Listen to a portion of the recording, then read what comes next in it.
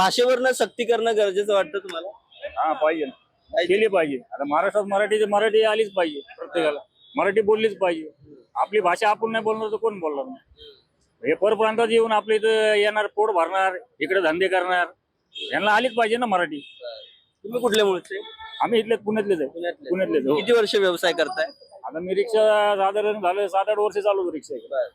पण जे हिंदी भाषिक रिक्षा चालक आहेत त्यांचं असं म्हणणं आहे की येत नाही आम्हाला, काय करायचं आम्ही? शिकली पाहिजे ना. त्यांना तर दिलं 2 महिन्याचा टाइम. शिकली पाहिजे. हे कसे आरे राव्याची भाषा करतात. असं नाही म्हणत की बाबा मी शिकतो, प्रयत्न करतो, असं नाही बोलत. त्यांनी काय म्हणतात, हा नाही आता मेरे को क्या करेगा तुम, असे म्हणतात. असं चालणार चालणार. उरचे नाही काय म्हणते त्याला, उर्वाच्या भाषेमध्ये बोलतात ते. हा मजुरी करतात. हा मजुरी चालू त्यांची. त्यांना नाही इथं जमत तर त्यांनी जावं त्यांच्या राज्यामध्ये.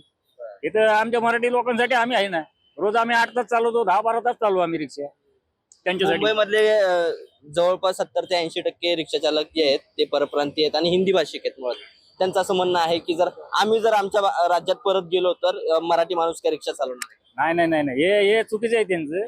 आपले मराठी लोक पण खूप आहे. आता परमिट जे राज्य सरकारने वाटलेत त्यामध्ये आपले मराठी लोकांना पण भरपूर मिळाले. टॅक्सीवाले असो, रिक्षावाले असो.